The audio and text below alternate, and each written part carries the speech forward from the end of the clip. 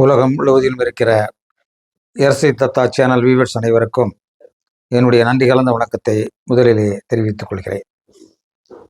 கடந்த 2 தினங்களுக்கு முன்பு கள்ளக்குறிச்சி மாவட்டம் கனியாமூர் தனியார் மேல்நிலைப் பள்ளியில் படித்த மாணவி ஸ்ரீமதி அவர்களுடைய மர்ம மரணம் குறித்து இப்பொழுது கள்ளக்குறிச்சி குற்றவியல் நடுவர் நீதிமன்றத்திலே வழக்கு நடைபெற்று வருகிறது.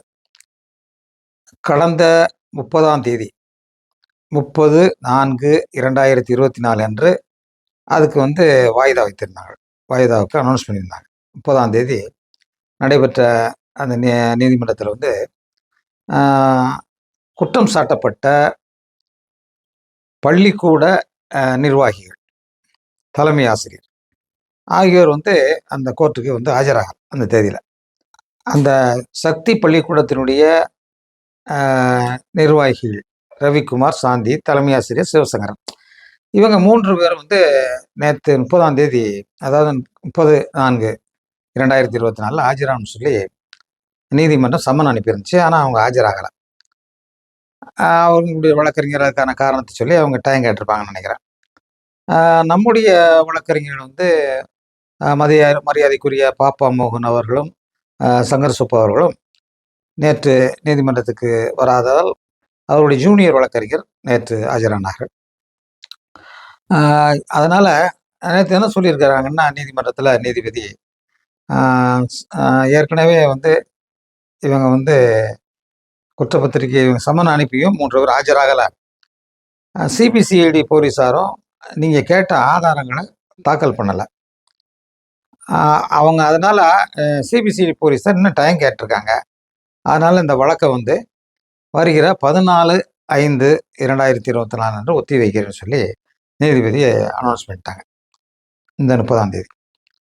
அப்போ இந்த வழக்கு வருகிற 14ஆம் தேதி மே 14ஆம் தேதி மீண்டும் விசாரணைக்கு வரும். அன்று நிச்சயமாக நம்முடைய வழக்கறிஞர் பாப்பா மோகன் அவர்கள் ஆஜராகி வாதாடுவார்கள். ஏனென்றால் அவர்கள் குற்றம் சாட்டப்பட்டவர்களும் வரவில்லை. சிபிசிஐடி போலீஸாரும் இவர்கள் கேட்ட, அதாவது நம்முடைய செல்வி தரப்பில், ஸ்ரீமதியுடைய அம்மா தரப்பில் கேட்கப்பட்ட ஆவணங்கள் எதையும் கொடுக்கவில்லை. எனவே அடுத்த வாய்தா 14ஆம் தேதி போட்டிருக்கிறதுனால அன்னைக்கு கொடுப்பாங்கன்னு சொல்லி எதிர்பார்ப்பாங்க. அதனால் அது சம்மந்தமாக வாதாடுவாங்க. சீக்கிரம் கொடுக்கணும் அப்படி சொல்லி அவங்க வாதாடுவாங்க. நடுவர் நீதிமன்றத்தில் வழக்கானது இன்று நேர் நிற்கப்பட்டது. அந்த வழக்கில் ஏற்கனவே மூத்த வழக்கறிஞர் பாப்பா மோகன், மூத்த வழக்கறிஞர் சங்கர் சுப்பு ஆகியோரின் அறிவுறுத்தலின் பேரில் 91 குற்றவியல் நடைமுறை சட்டப்படி FIR book, general diary, call dial record, IPDR record தொடர்பான டாக்குமெண்ட்ஸ் கேட்டு, அது மட்டும் இல்லாமல் சிசிடிவி ஃபுட்டேஜ், கள்ளக்குறிச்சி அரசு மருத்துவமனை சிசிடிவி ஃபுட்டேஜ் இதெல்லாம் கேட்டு நம்ம விழுப்புரம் நீதிமன்றத்திலேயே மனு தாக்கல் செய்திருந்தோம். அந்த வழக்கானது நீதிமன்ற மாவட்ட பிரிக்கப்பட்டதன் தொடர்பாக விழுப்புரத்திலிருந்து கள்ளக்குறிச்சிக்கு வழக்கு மாறுதலாகி, அந்த வழக்கில் கடந்த ஹியரிங்கின் போது மூத்த வழக்கறிஞர் பாப்பா மோகன் அவர்கள் அந்த 91 குற்றவியல் நடைமுறை சட்ட மனுக்கள் மீதாக வாதிட்டார். அந்த வாதங்களை கேட்டிருந்த நீதிபதி அவர்கள் இன்றும் வழக்கு ஒத்திவைக்கப்பட்டது. இன்று வழக்கு விசாரணைக்கு எடுத்துக்கொள்ளப்பட்ட போது அந்த 3 வழக்குகளுக்கும் தனித்தனி எங்கள் சார்பில் வக்காலத்துகளும் தாக்கல் செய்யப்பட்டன. இதை ஏற்றுக்கொண்ட நீதிபதி அவர்கள் அடுத்த வாய்தா 14/5க்கு ஒத்திவைக்கப்பட்டுள்ளது. அன்றைய தினம் குற்றவாளிகளான சாந்தி, ரவிக்குமார், சிவசங்கரன் ஆகியோர் நேரில் ஆஜராக வேண்டும் என்று உத்தரவிட்டிருக்கிறார். இந்த நாங்கள் கேட்ட டாக்குமெண்ட்ஸ் தொடர்பாகவும் அன்று மீண்டும் மூத்த வழக்கறிஞர் பாப்பா மோகன் அவர்கள் அந்த டாக்குமெண்ட்ஸ் தொடர்பாக வாதிட இருக்கிறாரு. 14/5க்கு வழக்கு ஒத்தி வைக்கப்பட்டுள்ளது. அதாவது சுருக்கமாக சொல்ல போனால் இந்த வழக்கை அப்படியே இழுத்து கொண்டு போகிறாங்க எல்லாரும் சேர்ந்து. சிபிசிஐடி போலீஸார் அந்த வழக்கரை அவங்க குற்றம் சாட்டப்பட்டவர் சார்பில் எல்லாருமே வழக்கை நாளை கடத்திட்டே போகிறாங்க. இதுக்கு தமிழக அரசு கொஞ்சம் தலையிட்டு இது பண்ணாங்கன்னா வழக்கு சீக்கிரம் முடிகிறதுக்கு வாய்ப்பு இருக்குது. இப்படியே போயிட்டு இருந்துச்சுன்னா அந்த வழக்கு போய் சுப்ரீம் கோர்ட்டில் தான் முடியும்னு நான் நினைக்கிறேன். அந்த அளவுக்கு விடக்கூடாது தமிழக அரசுக்கு நான் சொல்கிறேன். அந்த அளவுக்கு விடக்கூடாது. இங்கேயும் பிடிக்கிறதுக்கு வழிய பாருங்க. டக்குன்னு அந்த வழக்க முடிச்சு ஒரு தீர்ப்ப சொல்லிட்டீங்கன்னா, உங்களுக்கு நல்லது. இந்த ஆட்சிக்கு நல்லது. நல்ல பேர் கிடைக்கும். அதான் நான் சொல்லுவேன். இருக்கட்டும். நான் என்ன சொல்றேன்னா, இந்த அம்மா இருக்காங்க பாருங்க. சிறுமியினுடைய அம்மா வந்து எவ்வளவெல்லாம் போராடிக்கிட்டு இருக்காங்க பாருங்க. ஒரு பெண்மணியாக போராடிக்கிட்டு கொண்டிருக்காங்க. நம்மளும் வந்து அவங்கள பாராட்டிக்கிட்டே தான் இருக்கிறோம். ஆனா, இத வந்து கவனத்தில் எடுக்கக்கூடிய மத்திய அரசோ, மாநில அரசோ அமைதியா இருந்துகிட்டு இருக்கிறாங்க. இந்த சிபிசிஐடி காவல்துறையெல்லாம் மாத்திட்டு, மறு விசாரணை கொண்டு வாங்கன்னு சொல்லி நம்முடைய முதல்வருக்கு பல வீடியோக்கள் போட்டோம். அவங்களும் சொல்லிக்கிட்டு தான் இருக்கிறாங்க. கோரிக்கை வச்சுட்டு தான் இருக்கிறாங்க. அந்த சிறுமியினுடைய அம்மா செல்வி அவர்களும் தொடர்ந்து அவங்களுடைய சேனல்ல கோரிக்கை வச்சுட்டு தான் இருக்கிறாங்க. நாங்களும் கோரிக்கை வச்சுட்டு தான் இருக்கிறோம். இந்த மத்த அரசியல் கட்சி தலைவர்லாம் என்னையா செய்றீங்க? ஏதாவது ஒரு கோரிக்கை வைங்க. தமிழக அரசுக்கு ஒரு அழுத்தம் குடுங்கங்க. நாங்கலாம் சாதாரணமா ஒரு யூடியூப் சேனல் நடத்திட்டு இருக்கிறோம். அதெல்லாம் நீங்க பார்க்கணும். இந்த கவர்மெண்ட் பார்க்கணும். அதனால மக்களுக்கு எதுவுமே தெரியாதுன்னு நினைக்காதீங்க. இப்ப விரைவில் வரக்கூடிய முடிவுகள்லாம் எனக்கு தலைகீழா தான் மாறும்னு நான் நினைக்கிறேன். ஏன்னா, எதுவுமே சரியா நடக்கல. அதாவது நம்ம ரஜினிகாந்த் சொன்ன மாரி, அடிமட்டமே சரியில்லாம இருக்கு. அதனால தான் அவரெல்லாம் அரசியல் விட்டு போயிட்டாரு. சீமான் போராளி அவருடைய சில கருத்துக்களை கேட்டு ஏதாவது பிரமிச்சு போயிருக்கேன். அந்த மாதிரி இருக்காங்க தேசிய கட்சிகள் எல்லாம் இருக்காங்க. பட் சிஸ்டம் கெட்டு போயிருக்க. யாருமே இங்க சரியில்லைங்க. மக்களும் சரியில்ல, அரசியல்வாதிகளும் சரியில்ல. அப்புறம் எப்படி நாட்டுல வந்து நீதி கிடைக்கும்? மத்திய சர்க்கார் மாநில சர்க்கார் சரியில்லைன்னா, மத்திய சர்க்காரும் சரி இருக்கணும். இந்த அண்ணாமலை போன்ற தலைவர்கள்லாம் என்ன செய்றாங்க? இதெல்லாம் கேட்க வேண்டாமா? நீங்க அதிகாரம் இருக்குன்னு ஆணவத்தோட பேசுறீங்கல்ல, யூடியூப்ல, சேனல்ல, டிவிலாம் பேட்டி குடுக்குறீங்கல்ல. மாநில அரசு எவ்வளவு கடுமையா தாக்கிலாம் பேட்டி குடுக்குறீங்க. உங்களுக்கு அவ்வளவு தைரியம் யார் குடுத்தது? எந்த பதவியிலும் நீங்க கிடையாது. ஒரு மாநில தலைவரா இருக்கீங்க. அப்படிலாம் மிரட்டுறீங்க மாநில அரச. இந்த வழக்க வந்து சிபிஐ விசாரணை நடத்தணும்னு சொல்லி உங்களால ஏன் சொல்ல முடியல? யார் தடுக்குறாங்க? அதான் எனக்கு தெரியல. இங்க அரசியல் வந்து உள்ள புகுந்துருச்சுன்னு தான் நான் நினைக்கிறேன். மக்களா அதான் நினைக்கிறாங்க. இந்த ரிசல்ட் வரட்டும். வந்தா தான் எல்லாமே கொஞ்சம் மாற்றங்கள் ஏற்படும். அதுக்கு பிறகு அவங்க திருந்துறதுக்கு வழிய பாருங்க எல்லாரும்.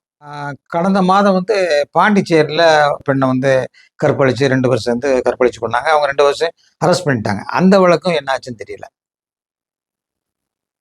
அத வந்து ஒரு வாரத்திலேயே முடிச்சு குடுக்குறோம்னு சொல்லி நம்முடைய தமிழிசை சவுந்தரராஜன் அவங்க அந்த உறுதி குடுத்து பேசுனாங்க. அவங்க இங்க வந்து தமிழ்நாட்டுக்கு வந்து போட்டியிட வந்தாங்க. அதனால அது என்ன ஆச்சுன்னு தெரியல. இப்படியே போயிட்டு இருந்துச்சுன்னா பெண்களுக்கு என்னதாங்க பாதுகாப்பு? ஒரு தகவல்ல சொல்றாங்க, ஒரு அம்மா சொல்றாங்க, ஒரு நாளைக்கு 93 பெண்கள் இந்தியாவுல வந்து பாலியல் பலாத்காரம் செய்யப்படுகிறார்கள். 93 பேரு. ரெகுலரா நடந்துகிட்டு இருக்காங்க. ஒரு தொழில் மாரி நடந்துட்டு இருக்காங்க. ஒரு காவல்துறை இருக்கு. இனிமே அப்போ ராணுவத்தையாவது கொண்டு வந்து நிறுத்துங்க. எல்லா ஸ்டேட்லயும். இவங்கள அடக்குறதுக்கு ராணுவத்த கொண்டு வந்து ராணுவ கோர்ட்டாவது வைங்க. இந்த கோர்ட்லலாம் இவங்களுக்கு வந்து நீதி கிடைக்கிறதுக்கு வருஷக்கணக்குல ஆகுதுல்ல. ராணுவ கோர்ட்ல வந்து இந்த இப்படி பெண்கள் சம்பந்தப்பட்ட வழக்குகள ராணுவ கோர்ட்டுக்கு கொண்டு போங்க. உடனடியா அவங்களுக்கு தீர்ப்பு குடுக்க சொல்லுங்க. அதான் நடக்கணும் போல. நெறைய மாற்றங்கள் செய்ய வேண்டியிருக்குங்க. நீ வருங்காலத்துல வந்து நீங்கலாம் ஏமாத்த முடியாதுங்க. ஒரு ஊருக்கு போய் கூட்டம் போட்டு பேசி, பணத்த குடுத்து செலவழிச்செல்லாம் ஏமாத்தவே முடியாது யாரையும். அப்படி ஈஸியான வழிகள்லாம் வரணும். எதுக்காக சொல்றேன்னா, ஒரு சாதாரண பெண்களுக்கு வந்து பாலியல் ரீதியா பலாத்காரம் நடந்துகிட்டே இருக்கு. ஒரு கடுமையான சட்டத்த போட்டிருக்கீங்க. அதையும் சரியா கொண்டு போக்சோ சட்டம்னு போட்டிருக்கீங்க. இந்த அம்மா வந்து என்ன செஞ்சிருக்காங்க? சிறுமியோட அம்மா செல்வி வழக்கு குடுத்துருக்கிறாங்க. என்னுடைய மகள் வந்து அ வன்முறை செய்யப்பட்டு கொலை செய்யப்பட்டிருக்கிறார். அவங்க சொல்லி புகார் குடுத்துருக்காங்க. நீங்க என்ன வழக்கு போட்டிருக்கீங்க? போக்சோ கூட சேர்க்கல. தற்கொலைன்னு முடிவு பண்ணிட்டீங்க. அப்ப என்ன வழக்கு நிக்கும் அது? இது சுப்ரீம் கோர்ட் போய் தானே ஆகணும். சுப்ரீம் கோர்ட்லயாவது நீதி கிடைக்கும்னு நினைக்கிறேன். நான் ஹைகோர்ட்லயும் நீதி கிடைக்கும்னு நினைக்கிறேன். ஆ ஓரளவுக்கு இந்த நம்முடைய வழக்கறிஞர்லாம் முயற்சி பண்ணா, இந்த கள்ளக்குறிச்சி நீதிமன்றத்திலே நீதி கிடைக்கலாம். அரசும் கொஞ்சம் முயற்சி பண்ணணும்.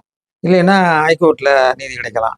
கண்டிப்பா சுப்ரீம் கோர்ட்டுக்கு போனா வழக்கு நிச்சயமாக நம்முடைய வழக்கறிஞர் மேதை சித்தார்த் லூத்ரா அவர்கள் அங்க வாதிடுவார்கள். இவர்கள் சரியான ஆப்பம் கிடைக்கும். உடனே ஜெயிச்சுட்டு நமக்கு குற்றவாளிகள கண்டுபிடிச்சுருவாங்க சுப்ரீம் கோர்ட்ல. அதுவரைக்கும் கொஞ்சம் இழுத்துட்டு போவாங்க. இழுத்துட்டு போகட்டும். குற்றவாளிகள் தப்ப முடியாது. நான் இந்த அரசாங்கம் சரி, மத்தியில அரசாங்கம் எஃபோர்ட் பண்ணாலும், நீதி ஒரு நாளைக்கு வெல்லும். யார் சப்போர்ட் பண்ணாலும் நீதி ஒரு நாளைக்கு வெல்லும். அதற்கு நீதி கிடைக்காமல் இருப்பதுக்கு யார் யாரெல்லாம் இந்த வழக்கிலே தலையிடுகிறார்களோ அவர்கள் இறைவனுடைய தண்டனைக்கு நிச்சயமாக ஆளாவார்கள். அது எந்த வழின்னு தெரியாதுங்க. ஜாலியாக தான் இருக்கும், சந்தோஷமாக தான் இருப்போம், போவோம் வருவோம், நல்லா மட்டன் பிரியாணி சாப்பிடுவோம், காரில் போவோம், ஏசி ரூமில் உட்காருவோம். ஆனால் இறைவன் பார்த்து கொண்டே தான் இருப்பான்.